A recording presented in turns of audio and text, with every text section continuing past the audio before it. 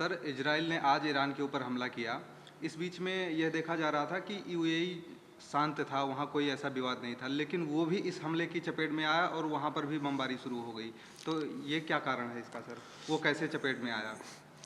ये अमेरिका और ईरान के युद्ध में, और ख़ासतौर जब इजराइल ने हमला किया, ऐसे में ईरान ने पहले ही कहा था कि मध्य पूर्व का जो भी देश अमेरिका को या इजराइल को अपनी हवाई सीमा का इस्तेमाल करने का परमिशन देगा या उनकी एयर बेस का इस्तेमाल करने की परमिशन देगा, उन पर भी हम हमला करेंगे।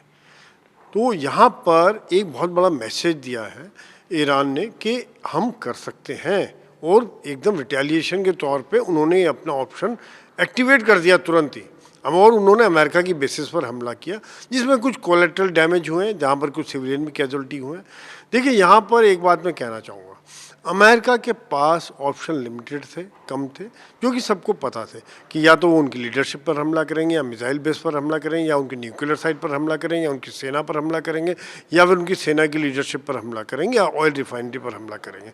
जबकि ईरान ने अपने ऑप्शन काफ़ी गुप्त रखे थे, और कई ऑप्शन थे जहाँ पर उन्होंने एक नया ऑप्शन इस बार एक्सरसाइज किया, जिसकी वजह से आज पूरे मध्य पूर्व में हलचल है। और 7 देशों पर, यूएई नहीं, 7 देशों पर उन्होंने हमला किया है। और आज वो देश कह रहे हैं, पहले भी कह रहे थे अमेरिका को जी हमारे यहाँ से अभी जंग मत चालू करो क्योंकि हमारे ऊपर हमला होगा। अभी भी वो कह रहे हैं, अमेरिका ने कहा था हमारी बेसिस है, वो कुछ नहीं कर पाएगा, लेकिन उन्होंने हमला कर दिया। आज वो खौफ में है कि ये क्या होगा, क्योंकि उनके ऊपर इतने बम कभी पड़े नहीं थे। यूएई या बहरीन, इन देशों में कभी भी इतने बम कभी नहीं पड़े थे। आज वहाँ की जनता खौफ में है। अब वो फिर गुहार लगा रहे हैं कि ये युद्ध एक बहुत बड़ा युद्ध हो सकता है, क्योंकि अगर पूरे मध्य पूर्व में युद्ध फैला तो पूरी दुनिया में, जिसको कहते हैं कि तीसरे विश्व युद्ध का आगाज़ हो सकता है।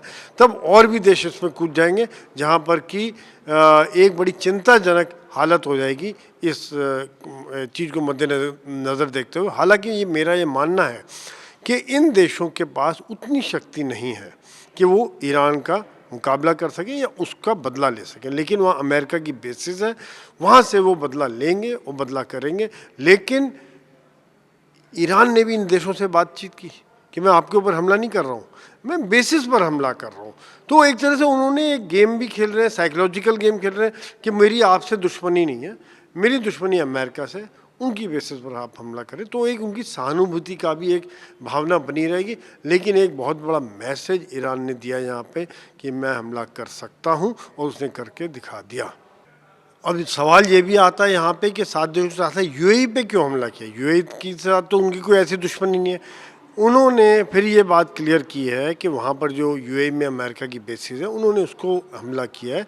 और यूएई एक काफ़ी शांतिप्रिय देश रहा है, इस समय में काफ़ी प्रोग्रेसिव देश है, धर्म की काफ़ी सहिष्णुता है वहाँ पे, सभी धर्म के लोग हैं, पूरी दुनिया का वहाँ इन्वेस्टमेंट आता है।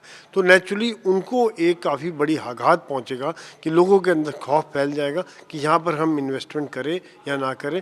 और वो यूएई इस समय में मेरे हिसाब से अमेरिका के ऊपर काफ़ी प्रेशर डालेगा कि आप हमको के बीच में चपेट में ले रहे हो, आपकी ईरान के साथ लड़ाई है, आप जंग लड़िए, उसके कारण में हम जैसे गेहूं के साथ घुन भी पिसता है, हम उसे फालतू में पिस रहे हैं।